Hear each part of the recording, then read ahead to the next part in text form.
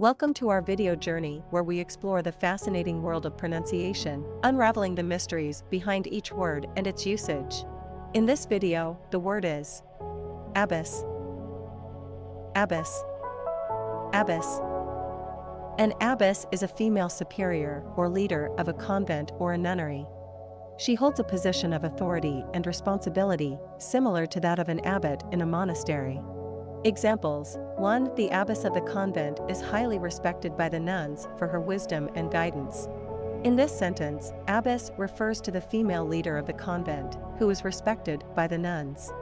2. The abbess oversees the daily operations of the nunnery and ensures that the religious practices are carried out diligently. Here, abbess is used to describe the role of overseeing the operations and religious practices in the nunnery.